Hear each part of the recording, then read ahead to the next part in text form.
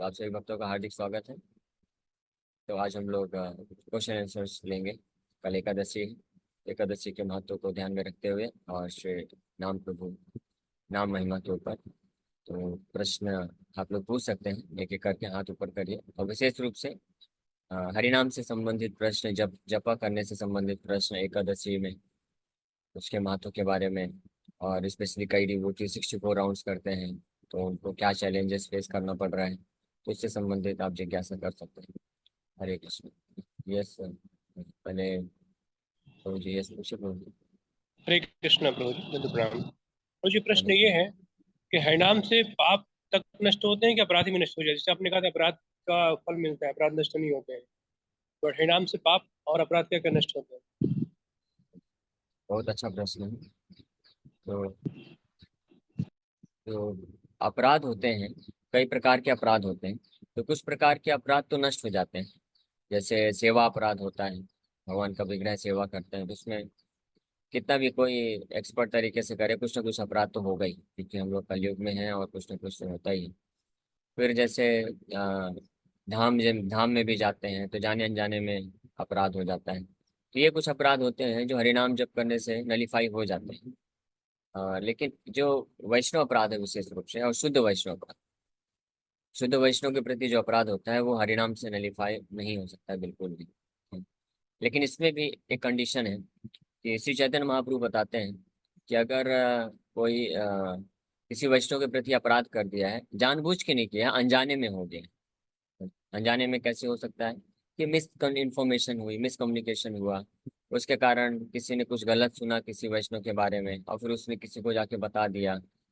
तो ये भी एक निंदा में आता है, ये भी हमारी भक्ति में रुकावट पैदा करता है। लेकिन बाद में उसको जब पता चले रे ये तो गलत हो गया, मेरे से गड़बड़ हो गया, तो उसको फिर पश्चाताप करना चाहिए, क्षमा मांग लेना चाहिए। तो श्री चैतन्य महाप्रभु बताते हैं कि इस प्रकार के जो अपराध होते हैं वैष्णव अपराध, ये नलीफाई हो जाते हैं दो कार्य करने से। एक तो पश्चाताप करना चाहिए, उसको महसूस कर लेना चाहिए, मतलब स्वीकार कर लेना चाहिए कि हाँ मेरे से गलती होगी, मैं अच्छे से सुना नहीं और जस्ट मैंने बोल दिया उन वैष्णव के बारे में, तो ये मेरा गलती है। और फिर क्षमा याचना कर लेना चाहिए, यानी जिनको हमने कुछ निंदा किया भी है तो उनको बता देना चाहिए, क्लैरिफाई कर देना चाहिए। और दूसरा महाप्रभु बोलते हैं कि निरंतर कृष्ण कथा श्रवण और कीर्तन करने से, जिसमें हरिनाम भी आ गए, हरिनाम और हरि कथा को सुनने और श्रवण करने से कोई अपराध नष्ट हो जाता है। लेकिन ऐसा वैष्णव अपराध जो व्यक्ति जानबूझ के करता है, किसी वैष्णव की स्थिति से ईर्ष्या का भाव रखते हुए, उसके पोजीशन को न सहन कर पाते हुए ये जो अपराध करता है, विशेष रूप से कोई, मान लीजिए कोई बहुत ही सिंसियर डिवोटी है, वो बहुत कम समय में आकर के बहुत सारा सेवा कर रहा है, बहुत प्रचार कर पा रहा है, बहुत ज्यादा साधना कर पा रहा है, तो हमारे हृदय में आ सकता है, अरे ये देखो कल का बच्चा आया और हमसे इतना आके अभी से चालू कर दिया 64 माला। मैं भी तो देखता हूँ कैसा 64 माला ये करता है, दिन भर तो सोते रहता है, और अन्य अन्य प्रकार से फिर कमियां निकालना, या ये देखो कितना ऐसे प्रचार कर लिया है, अभी तो कुछ साल ही हुए और आके देखो इतना बड़ा बड़ा प्रचार कर रहा है, ऐसे कर रहा है वैसे कर रहा है। तो ये ईर्ष्या के कारण जो टेंडेंसी होती है, कि हम किसी वैष्णव के दोष को देखते हैं और फिर उस दोषों को अन्य लोगों तक निंदा के रूप में बताते हैं, तो ये जो होता है ये वैष्णव अपराध होता है, ये भयानक होता है। और ये हरिनाम के द्वारा भी नहीं हो सकता। इसका केवल एक ही उपाय हो सकता है कि वो वैष्णव से फिर इसको रियलाइज कर लेना कि यस ये मैंने गलती किया है, जानबूझ के ये हुआ है, मैं अब इसको सुधारना चाहता हूँ, उस वैष्णव से माफी मांग लेते हैं, तो माफ कर देते हैं, तो फिर इससे अपराध से नष्ट हो जाता है। ठीक है। बट जनरली ये जो अपराध है जो बहुत ही भयानक है, ये होता नहीं, इतना बहुत रेयरली होता है, क्योंकि इसके लिए दो रिक्वायरमेंट है, मैं जैसे उस दिन राम कथा के टाइम पे बता रहा था। एक तो सामने वाला वैष्णव शुद्ध वैष्णव होना चाहिए, तो ऐसे शुद्ध वैष्णव बहुत रेयर है। और दूसरी बात कि इतना तो जनरली नहीं होता कि कोई जानबूझ करके जानते हुए भी किसी को निंदा करे। ज्यादातर जो अपराध होते हैं, वैष्णव अपराध भी होते हैं, वो प्राय जाने अनजाने में होते हैं, या हमारे अनर्थ के कारण हो जाते हैं। अनर्थ है, हम सबके हृदय में अनर्थ है, क्रोध है ना। तो उसके कारण कभी कभी क्रोध निकल गया, कभी कभी हम कुछ करना चाहते हैं नहीं हुआ तो बोल देते हैं, तो वो भी वही अपराध की कैटेगरी में आता है, बट वो उतना भयानक नहीं होता है, उसका मार्जन हो जाता है पश्चाताप करने से, यानी स्वीकार कर लेने से कि हाँ मेरा गलती है, मुझे इतना क्रोध नहीं करना चाहिए था, या मुझे ऐसा नहीं बोलना चाहिए था उस वस्तु के बाद। ठीक है। और निरंतर हरिनाम करने से। ओके। और कोई प्रश्न? यस अंकिता माता जी। हरे हरे कृष्ण कृष्ण। प्रभु जी। और हरे कृष्ण। यस पूछिए प्रभु माता। जी दूसरी माता जी का ले लीजिए, मैं पूछ लेती हूँ फिर। यस संगीता हरे माता कृष्ण जी। प्रभु जी। और हरे मेरा कृष्ण। प्रश्न ये है कि जिसके गले में तुलसी की माला है, वो हम वो सब करते हैं, लेकिन वो लहसुन प्याज खाना नहीं छोड़ते, माला नहीं जपते, तो उनको मुक्ति मिल सकती है क्या? हरे कृष्णा। एक्चुअली में ये प्रश्न का कोई सीधा उत्तर नहीं दिया जा सकता है। हम लोग जनरली बेस्ट है, हम अपने आचार्यों के द्वारा जो विधि दी गई है हम उसका पालन करते हैं। हालांकि कुछ शास्त्रों में ये भी वर्णन है कि भगवान का कंठीमाला कोई धारण करता है, अगर वो मांस भी खाएगा तो तुलसी महारानी की इतनी कृपा है कि उसका भी उद्धार हो जाए, है ना। लेकिन अगेन वही बात कि हम लोग शास्त्र में बहुत वैरायटी की चीजें हैं, तो हम लोग अपने आचार्यों पे स्टिक होते हैं, उन पे उनको पालन करते हैं। तो शिला प्रभुपाद जी ये नियम बनाए कि हमको अपराध नहीं करना चाहिए। हमको जब तक हम चार नियम पालन नहीं कर पाते हैं तो हमको ये नहीं करना चाहिए, तुलसी कंठीमाला नहीं पहनना चाहिए। कंठीमाला अगर पहन रहे हैं तो चार नियम स्ट्रिक्टली पालन होना चाहिए, अन्यथा ये अपराध होगा। ठीक है। और ये अपराध जो है तुलसी महारानी के प्रति होगा, भगवान के प्रति होगा, गुरु के प्रति होगा। ठीक है। तो भले ही वो कंठीमाला पहनने से तुलसी महारानी की कृपा से उसको वो मिल जाए, लेकिन फिर दूसरी बात उसका अपराध भी तो हो गया ना गुरु के प्रति। इसलिए उससे बचना चाहिए। जैसे हरिनाम जप है, तो कोई पाप करता है तो हरिनाम से पाप नष्ट हो जाता है, लेकिन एक अपराध कर दिया फिर दूसरा, क्या हरिनाम के बल पे पाप कर दिया तो वापस फंस जाएंगे। ठीक। इसलिए ये ध्यान रखना चाहिए कि हम चारों नियम को बहुत अच्छे से पालन करें, कंठीमाला अगर हम पहनते हैं तो। ओके। ये संगीता माता जी। Thank you. हरे कृष्ण प्रभु जी। पंचांग प्रणाम प्रभु जी। हरे जैसे हम कृष्ण। लोग हरि नाम लेते हैं, जप तो करते हैं, खासकर एकादशी या अदर डेज में, तो ये जैसे हरि नाम का प्रचार भी हुआ ना प्रभु जी, कई जीवों के कानों में जाता है, जो प्रकट है अप्रकट है, तो एक तरह से यस, भगवान की कृपा उस वजह से मिलती है ना। हरे कृष्ण। सही बात है। शिला भक्तिदास सरस्वती ठाकुर इसके बारे में बोलते हैं कि अगर कोई भी सिंसियर वैष्णव, हाँ, भगवान का शुद्ध वैष्णव है, सिंसियर वैष्णव है, तो अगर कहीं पे ब्रह्मांड के किसी भी कोने में बैठ के हरिनाम जप कर रहा है तो he is doing the best welfare activity. वो सबसे बड़ी सेवा कर रहा है पूरे ब्रह्मांड में।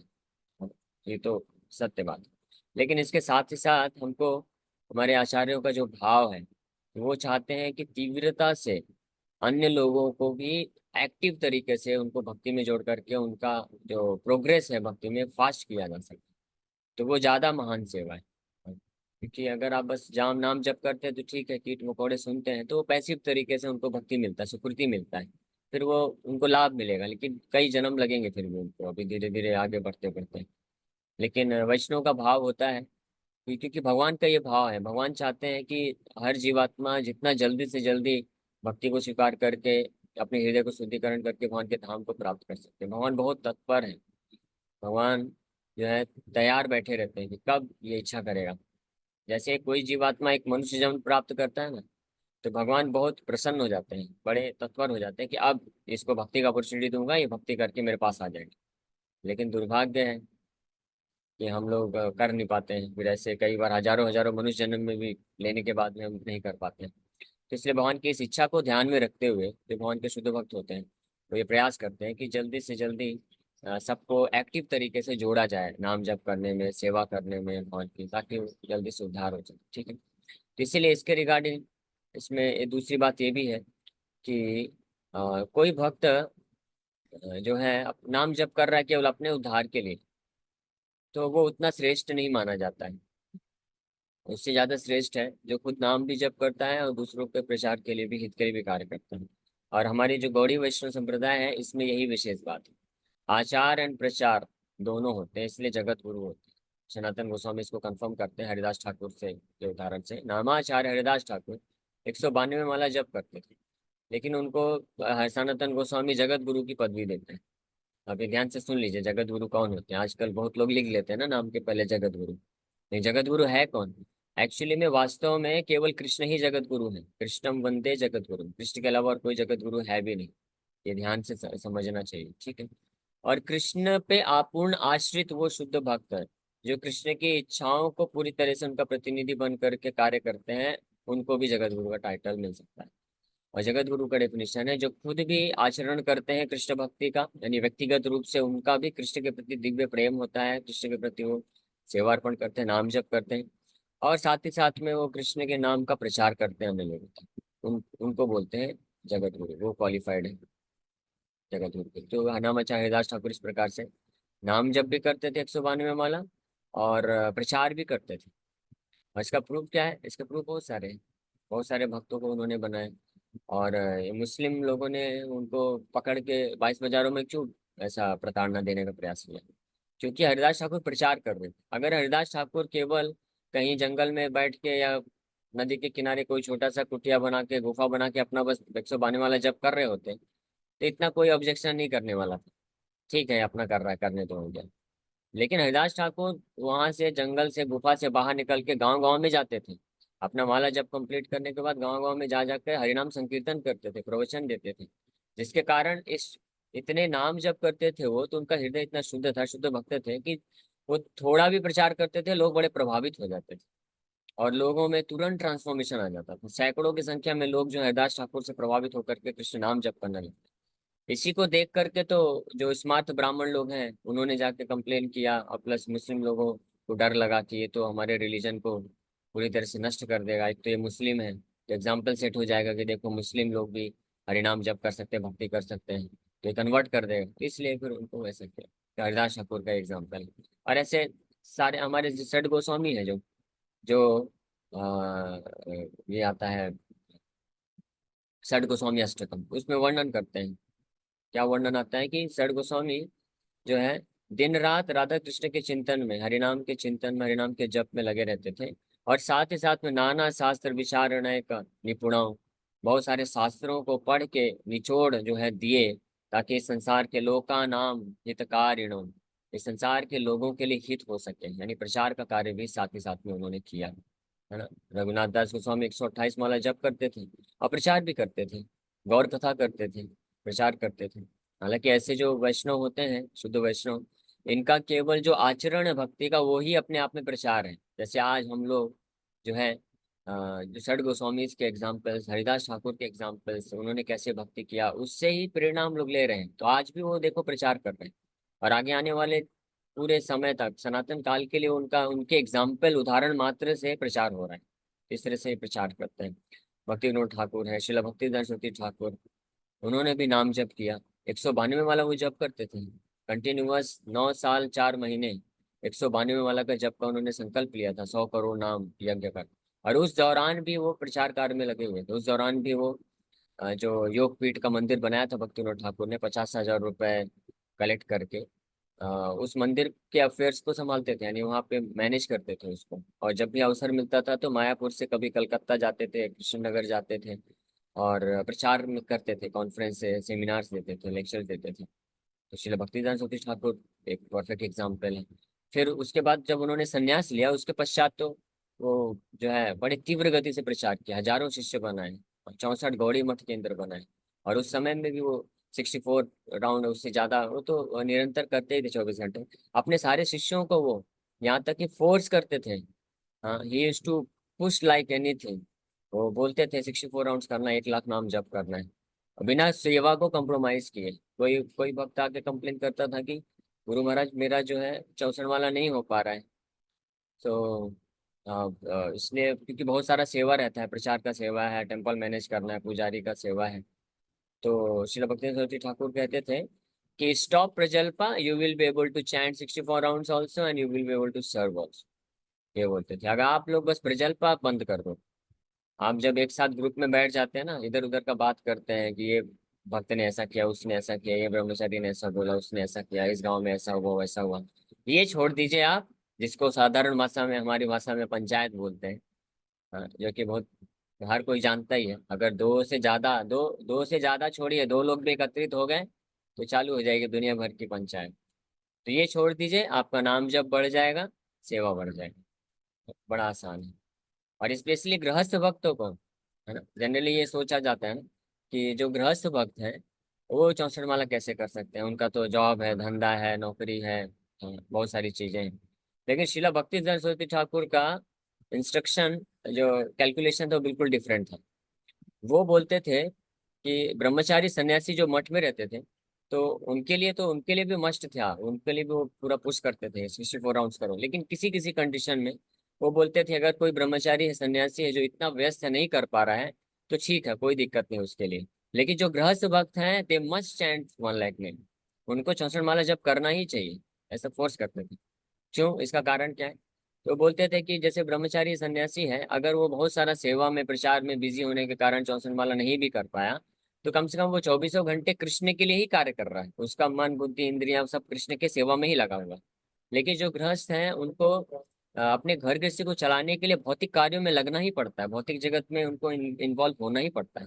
इसलिए उनके लिए बहुत जरूरी है कि वो अपने आप को अगर बचाना चाहते हैं भौतिक आसक्ति से, माया से, तो उनको 64 राउंड्स करना ही चाहिए। इस तरह से वो कुछ किया करते थे। और कई भक्तों ने इस प्रकार से आचरण किया। एक महान सन्यासी हुए श्रील भक्तिवेदांत ठाकुर के फर्स्ट सन्यासी डिसाइपल। तो उन्होंने ये रूल बना लिया था कि जब तक 64 राउंड चैंटिंग नहीं होता था, तो एक बूंद पानी भी नहीं पीते थे। और शास्त्रमाला कंप्लीट करते थे, कुछ सेवा करते थे और प्रचार कार्य में जाते थे, प्रचार करते थे।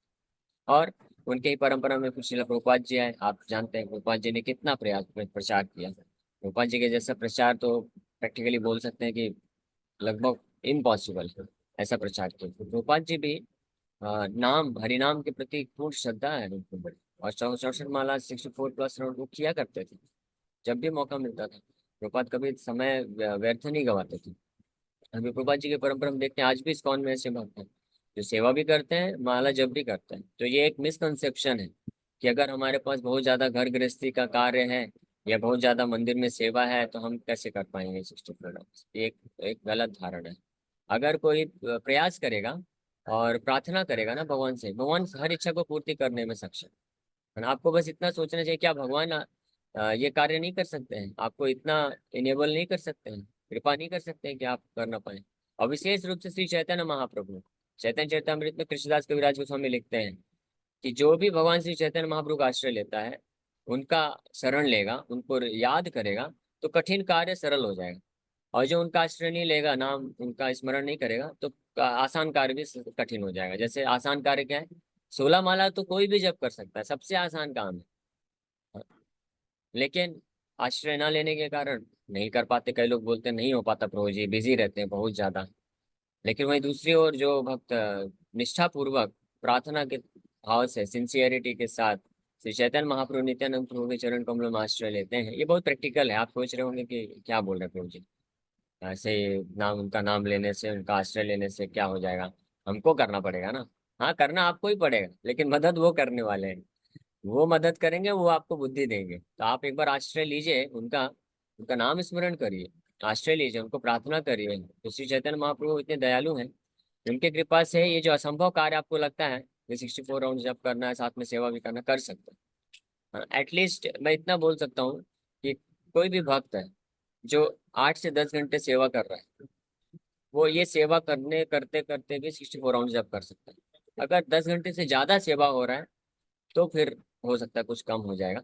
लेकिन एक्चुअली वो भी संभव है, लेकिन वो प्रयास करने से। क्योंकि क्या होता है कि अगर आप एनालाइज करेंगे ना, तो हमारे दिन में 24 घंटे में बहुत सारा समय हमारा शरीर के लिए व्यर्थ जाता है। हाँ, जैसे बहुत सारे उदाहरण, खाने का, आप प्रसाद खाने बैठते हैं, तो कई बार एक दो लोग के साथ बैठे हैं, तो टाइम का पता ही नहीं चलता, आधा घंटा, 45 मिनट, 1 घंटा तक चल ही रहा है, चर्चा भी चल रही है, प्रसाद भी चल रहा है। और इसी तरह से स्नान करने जाते हैं, तो स्नान करने में कितना टाइम? 15 से 20 मिनट। ये तो ज्यादा बोल दिया। हम लोग 15 से 20 मिनट में हम लोग स्नान भी कर लेते हैं, कपड़े भी धो लेते हैं, वापस आकर के धोती कुर्ता पहन के, तिलक भी लगा के रेडी हो जाते हैं, माला हाथ में आ जाती है ना। लेकिन ठीक है, ये तो अपने इंडिविजुअल है। लेकिन ये सब तो हमको विचार करना चाहिए कि हम कैसे ज्यादा से ज्यादा मतलब समय बचा सकें और भगवान के नाम का जप कर सकें। खाने पीने, सोने, जॉब करने, ट्रैवलिंग, अभी ट्रैवलिंग है, आपको जॉब में जाना होता है तो ट्रैवलिंग करते हैं। तो कुछ लोग बस ट्रैवलिंग करते रहते हैं, चुपचाप बैठे रहते हैं। आप उसमें नाम जप करते जाइए ना, एक्स्ट्रा राउंड्स करते जाइए, उसमें ऐड करिए। 16 माला जो कम से कम बताया जाता है, वो आप अच्छे से सुबह बैठ के कंप्लीट कर लीजिए ध्यानपूर्वक। उसके बाद आप ट्रैवलिंग कर रहे हैं, बाजार जा रहे हैं, हमेशा आपके पास बीड बैग होना चाहिए। अगर आप इतना भी कर लेंगे ना, जब मैं स्टार्ट किया था 4 साल पहले लगभग, तो मैंने ये संकल्प लिया था कि मेरे गले में हमेशा मैं बीड बैग रखूंगा कहीं भी जाऊंगा। तो उससे क्या हो गया, उससे अपने आप ऑटोमेटिकली पूरे दिन में 10 से 12 माला एक्स्ट्रा होने लग गया। तो बोला अरे वाह, ये तो बड़ा अच्छा है, कहीं भी रहो फीडबैक साथ में रखो, अपने आप माला हो जाएगा। फिर धीरे धीरे करते करते बढ़ गया, और बड़ी आसानी से हो जाता है 64 आवर्स। ये कोई बड़ी बात नहीं है, वो सुनने में ऐसा लगता है कि बहुत ज्यादा है, बहुत ज्यादा है, कैसे करेंगे कैसे करेंगे, लेकिन बहुत आसान है।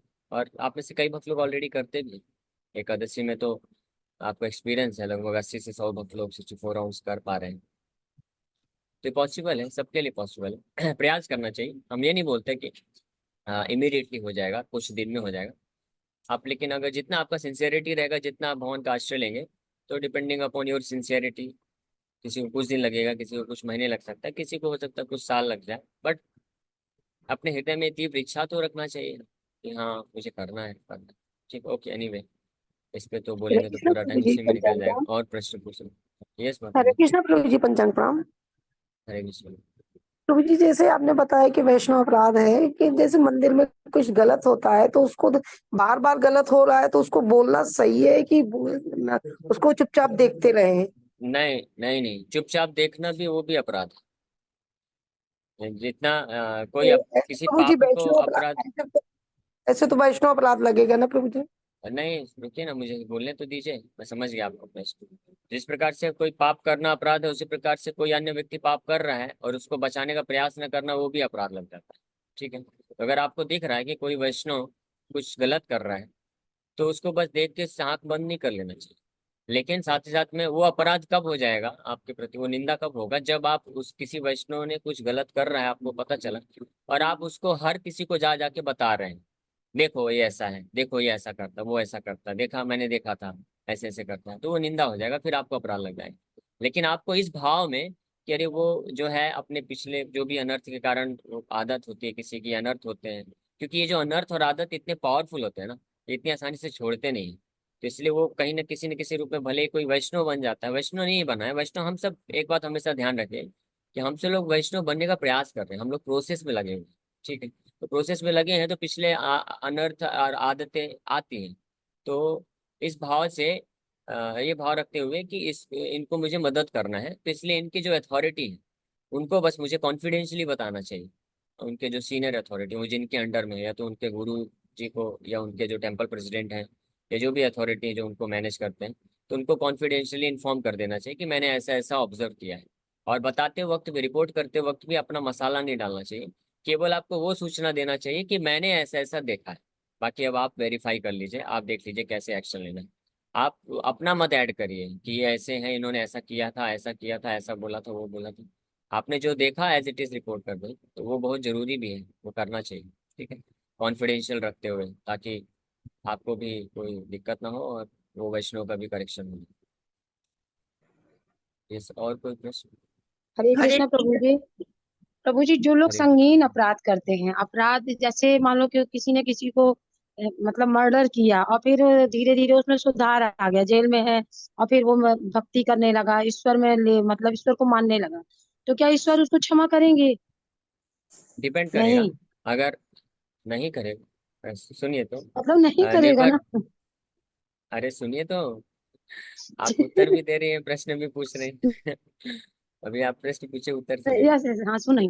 हाँ हाँ, तो वो निर्भर करता है। अगर मान लीजिए कोई व्यक्ति है, भक्ति में आने के पूर्व उसने इस प्रकार से कोई बहुत बड़ा पाप कर दिया है, मर्डर जैसा भी कार्य कोई कर दिया है, मर्डर तो छोड़िए, मर्डर किसी साधारण का, गो हत्या भी अगर किया है, ये ब्राह्मण हत्या भी कर दिया है, हाँ, भक्ति में आने के पूर्व। लेकिन जैसे ही भक्ति में आ जाता है और उसको पता चल जाता है कि ये मेरे से बहुत बड़ा अपराध हो गया है, और वो पश्चाताप करता है और कृष्ण को प्रार्थना करता है, कृष्ण के नाम का आश्रय लेता है, तो भगवान उसको क्षमा कर देंगे, एक इस कंडीशन में कि अब उसको वो पाप नहीं करना है इस प्रकार का कोई।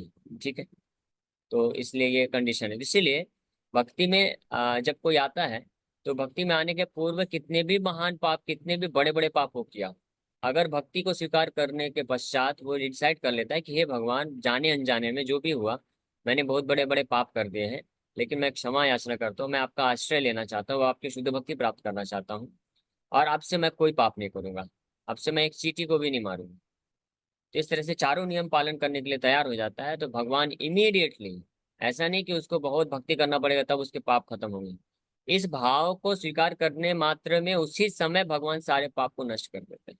और इसका प्रमाण है जगाई मधाई।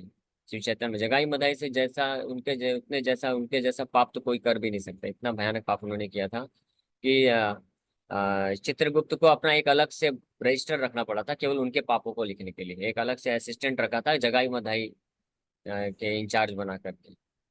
तो शिव चैतन्य महाप्रभु जब आए तो उन दोनों ने समर्पण कर दिया। तो चैतन्य महाप्रभु इमीडिएटली उनको एक्सेप्ट किया और बोले कि एक कंडीशन में सारे आपके पाप से मैं मुक्त कर दूंगा, अगर आप डिसाइड करेंगे कि आप कृष्ण के शुद्ध भक्त बनेंगे और अब से आप कोई पाप नहीं करेंगे। तो वो लोग स्वीकार किए और चैतन्य महाप्रभु इमीडिएटली दीक्षा दे करके उनके सारे पाप को खुद अपने ऊपर ले लेते हैं, उनको पाप से मुक्त कर देते हैं। ठीक है, तो इसलिए हमको अब प्रयास करना चाहिए कि हम लोग अब अच्छे से चारों नियम का अच्छे से पालन करें, भगवान का भक्ति करें और अपराध और पाप से बचें। प्रभु ओके जी एक और क्वेश्चन है मेरा। आपने बोला कि बीट बैग हमेशा अपने साथ रखना चाहिए हाँ कहीं भी जाए। तो चैंटिंग के लिए बीट बैग तो रखा है, लेकिन जो बाहर की आवाजें होती हैं और जो हम लोग का माला जप होता है, हम लोग चैंटिंग करते हैं और बाहर का साउंड है, बाहर का साउंड तो सुनाई दे रहा है और हम चैंटिंग भी कर रहे हैं, तो क्या ये सही है? हाँ करिए, कम से कम देखिए हर चीज का एक बेस्ट होता है, लेकिन एक होता है बेटर है कि अच्छा है। देखिए कम से कम आप बाजार में चल रहे हैं, कुछ ना बोलने से अच्छा, कोई भगवान का नाम स्मरण न करने से अच्छा आप माला लेकर के हरे कृष्णा बोलते रहेंगे तो कुछ तो भगवान का स्मरण हो रहा है ना, भगवान का नाम जप हो रहा है ना, तो वो चलेगा, वो अलाउड है, वो करना चाहिए। भगवान ये तो छोड़िए, भगवान चैतन्य महाप्रभु बोलते हैं कि शयने की भोजन है, बोलते हैं चाहे आप प्रसाद ले रहे हो, विश्राम कर रहे हो, कुछ भी कार्य कर रहे हो, भगवान के नाम को जप करते रहना चाहिए हमेशा निरंतर। ठीक है, तो इसलिए धीरे धीरे आप जब नाम जप करेंगे ना तो आप ऐसे आपको है अभ्यास हो जाएगा और आपके नाम में जब रुचि विकसित होने लग जाएगी तो आप भले ही ट्रेन में भी ट्रेवल करेंगे, बाहर से बहुत सारा आवाज आ रहा है तो आप नाम जप करेंगे तो हो सकता है आपका खुद का नाम आपको सुनाई ना दे, लेकिन इंटरनली हरे कृष्णा अंदर से अंदर वो सुन पाएंगे आप, मन उसमें फोकस चला जाएगा। ठीक है, ये अभ्यास करने से होगा, तो करिए, आप करते जाइए बस। हरे कृष्णा ओके, प्रभु जी। प्रभु हरे जी कृष्ण। हरे कृष्णा प्रभु जी। हरे कृष्णा प्रभु जी। एक एक मिनट एक एक करके बोलिए। पहले एक्चुअली श्यामा माता जी बहुत देर से हाथ खड़ा किए हैं, तो पहले उनका प्रश्न ले लेते हैं, फिर बाकी उत्तर ले। हरे कृष्णा प्रभु जी, पंचांग प्रणाम। प्रभु हरे जी कृष्ण। कल 2:30 बजे सुबह से स्टार्ट कर सकते हैं क्या चैंटिंग? हाँ बिल्कुल कर सकते हैं, 1 बजे से भी कर सकते हैं, इसमें कोई दिक्कत नहीं। बस ये है जी कि जब हम अगर बहुत जल्दी उठते हैं रात को तो स्नान नहीं करना चाहिए, इस वक्त मुंह वगैरह धोकर नाम जप स्टार्ट कर दीजिए। फिर 3 बजे के बाद प्रायः स्नान बोला जाता है, 3 बजे के बाद स्नान करना चाहिए, क्योंकि उसके पहले फिर वो आधी रात होता है, उस समय अवॉइड करना चाहिए स्नान। ठीक है, बाकी आप रात को 12 बजे भी उठ के आपका मुंह धुल के हाथ धुल के नाम जप स्टार्ट कर सकते हैं। यहाँ तक कि शिला भक्ति विनोद ठाकुर ऐसा करते थे, वो रात को 8 साढ़े 8 बजे सोते थे, 10:30 11 बजे तक उठ जाते थे। उसके बाद से वो नाम जप करते थे और ग्रंथों को लिखते थे, और फिर जाके 4 बजे स्नान करके और अपना जो भी मंगला आरती है और अन्य जो सेवा कार्य है वो करते थे। प्रभुपाद जी भी ऐसे करते थे। प्रभुपाद जी 10 साढ़े 10 बजे सोते थे और 1 बजे 12:30 1 बजे उठ जाते थे, 2 ढाई घंटे सो करके, और फिर उठ के फिर जो है अपने ग्रंथों को लिखते थे और फिर स्नान करके फिर मंगला आरती जाते थे 5 बजे होते। तो वो एकादशी में काउंट होगा प्रभु जी? हाँ बिल्कुल बिल्कुल काउंट करिए आप, कोई दिक्कत नहीं। जी प्रभु जी, थैंक यू प्रभु जी। ओके, प्रभु हरे जी कृष्ण। स्नान करने का समय क्या होता है? 3 बजे नहाना गलत तो ती- नहीं है? 3 बजे नहा सकते हैं, 3 या 3 बजे के बाद नहाया जा सकता हरे कृष्णा प्रभु जी जैसे निर्जल एकादशी रहना हो अगले बार, तो कैसे मतलब पानी कितनी बजे के अंदर पी ले कि सुबह मतलब निर्जल अपने है। आप कर सकते? ब्रह्म मुहूर्त के पहले 4:30 के पहले तक आप पानी पी सकते हैं। 4:30 के बाद जनरली जो है भक्त लोग पानी नहीं पीते, निर्जला चालू करते हैं, क्योंकि 4:30 बजे ऑल्टर खुल जाता है और ब्रह्म मुहूर्त वहां से स्टार्ट। ठीक इसके पहले हम पानी पी गए और फिर है। हाँ यस यस पी सकते हैं। ओके, तो अभी समय हो हरे रहा है लास्ट। कृष्णा प्रभु जी। एक एक करके, अब बाकी सुनिए सुनिए, अभी सब लोग म्यूट करिए पहले। हम लोग जो है क्वेश्चन आंसर दोपहर की क्लास में भी रखेंगे, तो आप लोग दोपहर की क्लास में भी पूछ सकते हैं। तो अभी मैं केवल उनका क्वेश्चन लूंगा जिन्होंने एक बार भी नहीं पूछा है। तो अनुराधा माता जी पूछेंगी, अगर समय हरे बचेगा तो फिर उसके बाद। हाँ यस हरे बताइए। कृष्णा प्रभु जी।